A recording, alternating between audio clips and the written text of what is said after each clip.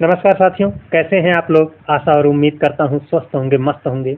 जहां भी होंगे जबरदस्त तरीके से आप अपनी तैयारी कर रहे होंगे। दोस्तों, पिछले दिन मैंने आप लोगों को कारक चैप्टर पढ़ाया और आज मैं कारक का प्रश्नोत्तरी लेकर के आया हूं। आशा और उम्मीद है कि यह कारक की प्रश्नोत्तरी आप लोगों को बहुत ही पसंद आएगी, क्योंकि इसमें आपको अच्छे अच्छे क्वेश्चन रखे गए हैं, ऐसे क्वेश्चन जो आपके एग्जाम में आते हैं। तो चलिए चलते हैं अपने पहले क्वेश्चन पर। यहाँ पर कहा गया है के लिए किस कारक का, यहाँ पर कारक होना चाहिए, किस कारक का परसर्ग है। तो ये जो के लिए है, ये चिन्ह किसका है या परसर्ग किसका है ये, या किसकी विभक्ति है ये। करण कारक की विभक्ति है या फिर संप्रदान की है या अपादान की है या अधिकरण है। तो देखिए दोस्तों, अधिकरण की विभक्ति होती है में और पर। अपादान की विभक्ति होती है से, लेकिन यहाँ पर से का तात्पर्य अलगाव से होगा, है ना। पिछले दिन मैंने आप लोगों को जो कारक पढ़ाया वहाँ पर डिटेल में मैंने बताया है, और मैं तो यही कहूँगा कि आप उसको भी जरूर देखिएगा, क्योंकि वहाँ पर विस्तार से पढ़ाया गया है। संप्रदान, संप्रदान का जो परसर्ग या विभक्ति होती है वो होता है के लिए, और यहाँ क्वेश्चन में आपका दिया गया है के लिए किसका हो जाएगा, संप्रदान का हो जाएगा। और करण का क्या होता है, करण का भी होता है से, लेकिन ये सहयोग के अर्थ में होता है। ये वाला करण का जो चिन्ह होता है से, वह सहयोग के अर्थ में होता है। और अपादान का भी से होता है, लेकिन ये किसके लिए होता है, अलगाव को दर्शाता है। तो इसमें हमारा जो विकल्प सही हुआ वो आपका संप्रदान हुआ, है ना दोस्तों। बढ़ते हैं अब अपने अगले क्वेश्चन पर। कह रहा है कानों सुनी बात पर विश्वास मत करो। कानों सुनी बात पर विश्वास मत करो, इस वाक्य में किस प्रकार का परसर्ग है ना, किस प्रकार का परसर्ग है। कानों सुनी बात पर विश्वास मत करो, इस वाक्य में किस प्रकार का प्रसर्ग है। यहाँ पर करण है या संप्रदान है या अपादान है या अधिकरण है, कौन सा विकल्प होगा। देखिए यहाँ पर कानों सुनी बात, यानी कानों सुनी बात का मतलब क्या होगा। यहाँ पर कान से सुनी बात, कान से तो सुना जाता है ना, और कान क्या होता है, सहयोग करता है सुनने में, है ना। और जब से आपका सहयोग के लिए आया हो, से सहयोग के अर्थ में आया हो या साधन के अर्थ में आया हो, किसके, साधन, क्योंकि कान क्या है, साधन है, किस चीज का, सुनने का साधन है ना। तो से जब आपका साधन के लिए आया हो तो वहां पर क्या होता है, आपका करण से साथ द्वारा, यानी करण में ही तो आपका होता है क्या, से, और ये सहयोग के अर्थ में होता है और ये साधन के रूप में होता है। तो करण विभक्ति आपका क्या हो जाएगा, करेक्ट जवाब हो जाएगा। अब बढ़ते हैं दोस्तों अपने अगले क्वेश्चन पर। यहाँ पर कहा है अधिकरण कारक को प्रस्तुत करने वाला चिन्ह या परसर्ग या विभक्ति कौन सा होगा। तो अधिकरण कारक को प्रस्तुत करने वाला, तो देखिए दोस्तों, अधिकरण कारक का चिन्ह क्या होगा, को होगा, द्वारा होगा, का होगा, में होगा। तो अभी पिछले दिन मैंने पढ़ाया है और उसमें आप लोगों को डिटेल में बताया गया है। अधिकरण कारक की विभक्ति होती है में, और क्या होता है, पर होता है ना। तो यहाँ पर में आपको दिख रहा है ऑप्शन डी में, अतः हमारा ऑप्शन डी क्या हो जाएगा, करेक्ट जवाब हो जाएगा। अब बढ़ते हैं दोस्तों अपने अगले क्वेश्चन पर। दोस्तों, हम आप लोगों से एक निवेदन करना चाहते हैं कि आप लोग अगर चैनल पर नए हैं तो प्लीज़ चैनल को सब्सक्राइब कर लीजिए, बेल आइकन को प्रेस कर लीजिए, है ना। और अपना एक प्यारा सा कमेंट जरूर करिएगा, जिससे मुझे ताकत मिलती है। तो देखते हैं अपना ये वाला क्वेश्चन। इसमें कहा गया है संप्रदान कारक युक्त विकल्प चुने। संप्रदान कारक वाला विकल्प आपको बताना है, तुमको परेशानी नहीं होगी। ये पहला विकल्प है। छत से बच्चा गिर गया, दूसरा विकल्प है। मजदूर को मिठाई बांटो, और यहाँ चौथा विकल्प है आसमान का रंग नीला है ना दोस्तों। तो यहाँ पर हम सबकी बात कर लेते हैं, है ना, किसमें कौन सी विभक्ति है लगी हुई है, सबकी बात कर लेते हैं। तो देखिए दोस्तों, यहाँ पर कहाँ चला गया क्वेश्चन, कहाँ चला गया, रुक जाइए थोड़ा सा। तो ये रहा अपना क्वेश्चन। इसमें देखिए यहाँ पर आपका पहले वाले विकल्प में देखेंगे तुम है, तुम के साथ को लगा है, और जब तुम के साथ को लगा है तो को विभक्ति किसकी होती है, कर्ता की होती है, ने कर्म का होता है को, तो ये कर्म कारक की विभक्ति है ना। इसमें तो कर्म कारक है, इसमें कर्म कारक की विभक्ति है। छत से बच्चा गिरा, यहाँ पर छत से बच्चा अलग हो रहा है, और से का तात्पर्य जब अलगाव से होता है तो वहाँ पर होता है संप्रदान के लिए, रुक जाना, कर्ता ने कर्म को किसको, करण से साथ द्वारा, संप्रदान के लिए अपादान से अलग होने जाते हैं, तो वहाँ पर होता है अपादान। क्या होता है, अपादान कारक की विभक्ति होती है। मजदूरों को मिठाई बांटो, तो यहाँ पर देखिए दोस्तों, संप्रदान कारक में जो आपका भाव निकलता है वो भाव ये निकलता है, जब कोई चीज किसी को हमेशा के लिए दी जाती है तो वहाँ पर होता है संप्रदान कारक ना। और इसका जो प्रसर्ग होता है वो होता है को और के लिए, को और के लिए, है ना, को और के लिए। तो यहाँ पर आपको को दिख रहा है, और भाव जरा देखिए, मजदूरों को मिठाई बांटो, अर्थात मजदूरों को मिठाई हमेशा के लिए देने की बात कर रहा है।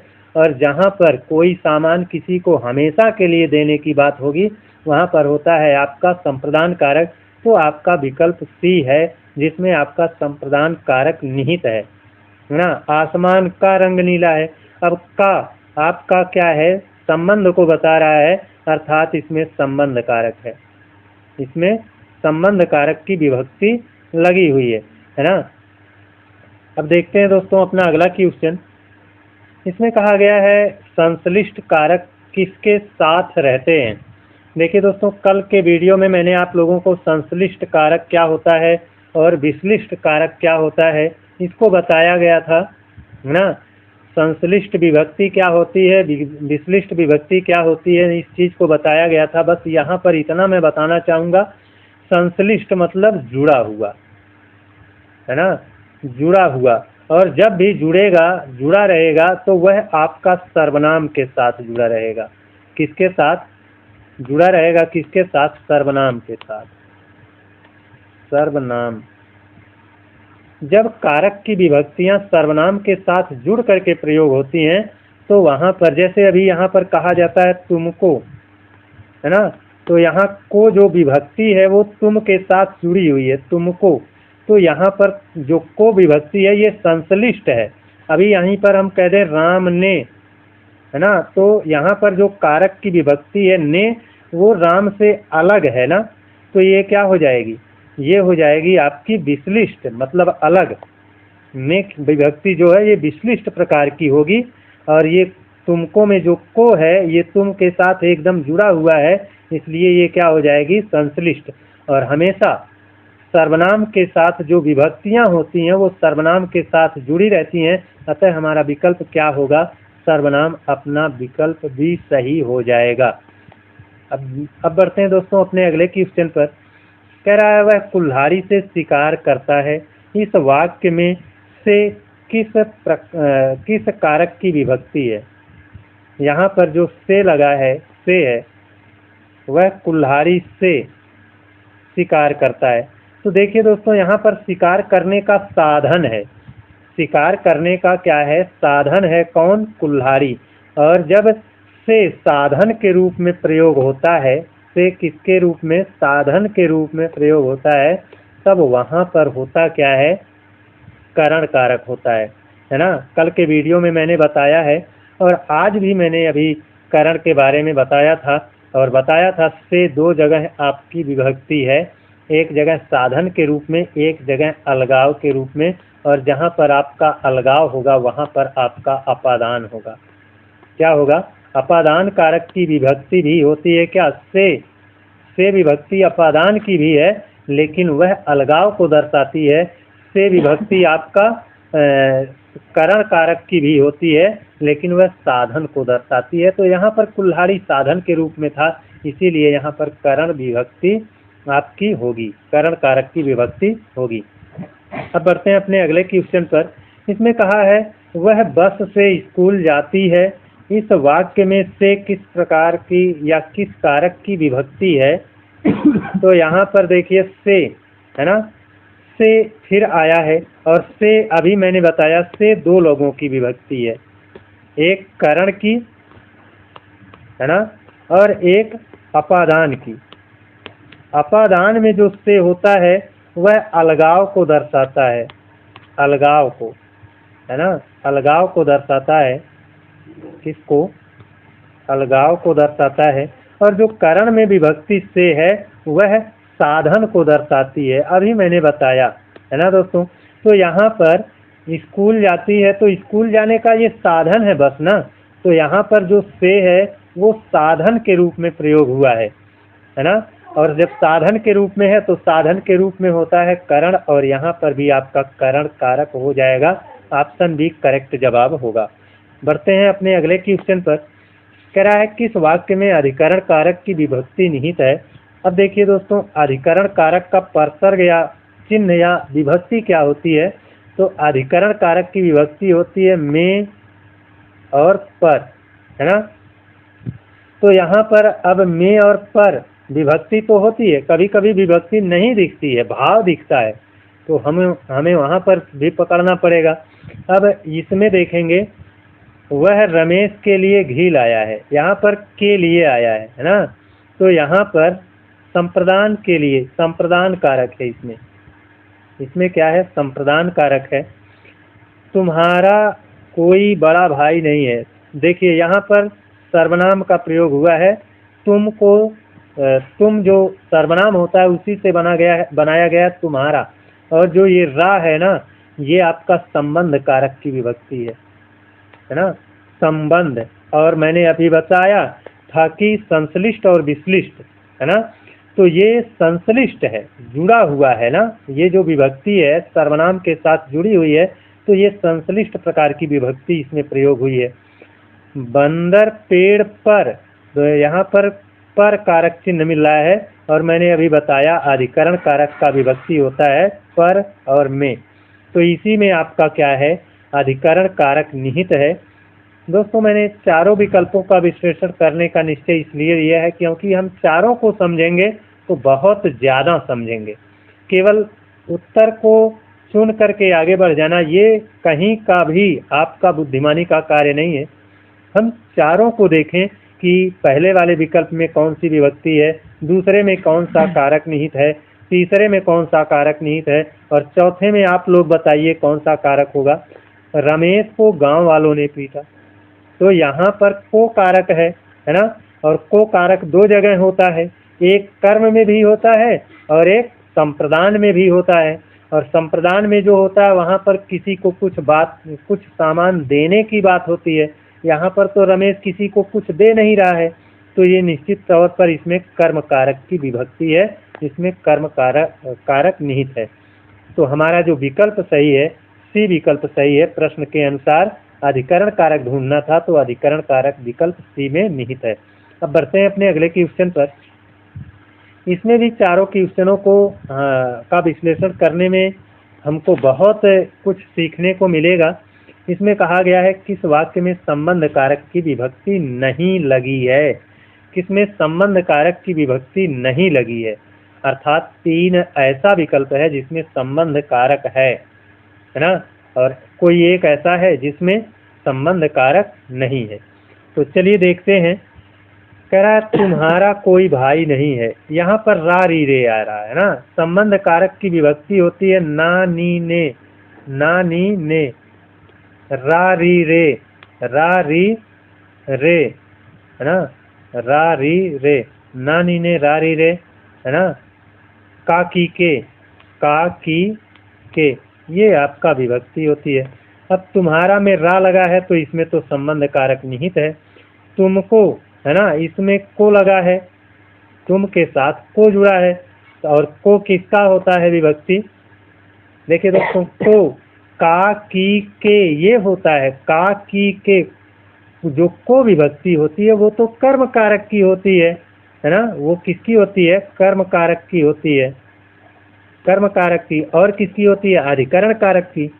अभी मैंने पीछे बताया है ना, को विभक्ति दो जगह होती है, कर्म की भी और अधिकरण की भी, सॉरी अधिकरण की नहीं, संप्रदान की।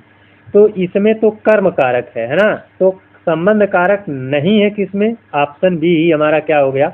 करेक्ट जवाब हो गया। लेकिन अब तीसरा देखते हैं, इसमें भी मैं के साथ ने जुड़ा है, और ने किसका होता है? ना नी ने संबंध का होता है, तो इसमें भी संबंध है ना। उसका का जुड़ा है, का किसका होता है? का आपका संबंध कारक की विभक्ति होती है।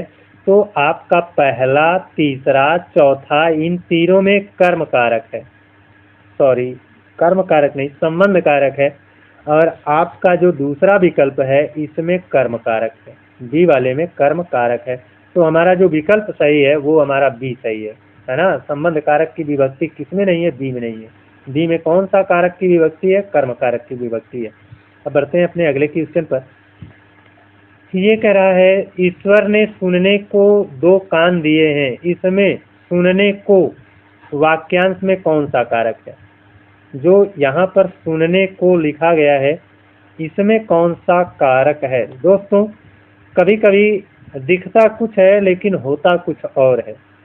ईश्वर ने सुनने को दो कान दिए हैं, है ना, तो यहाँ पर हमको तो दिख रहा है को, और इसके आधार पर कुछ लोग कर्म को लगा दिए होंगे कि कर्म कारक है, या फिर कुछ लोग संप्रदान को लगा दिए होंगे।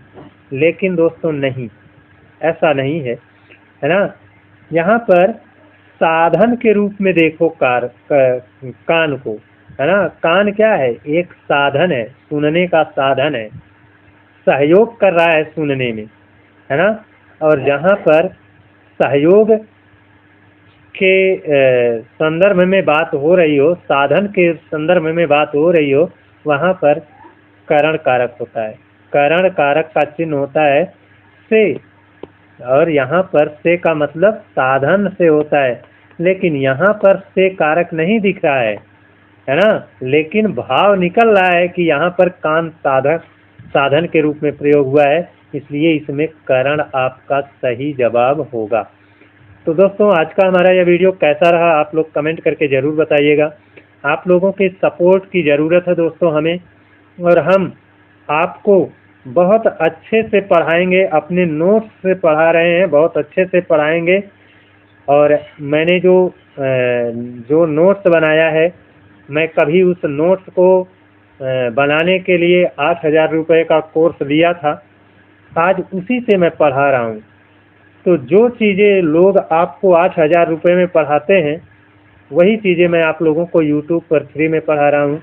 और आपके सहयोग की बहुत ज़्यादा ज़रूरत हमको, प्लीज़ हमको हमारा सपोर्ट करिएगा, चैनल को सब्सक्राइब कर लीजिएगा, बेल आइकन को प्रेस कर लीजिएगा, और एक प्यारा सा मोटिवेशनल कमेंट ज़रूर करिएगा, ताकि हमारी ऊर्जा बढ़े और हम और ताकत के साथ आपको पढ़ा सकें। तो आज के लिए दोस्तों बस इतना ही। जय हिंद, वंदे मातरम।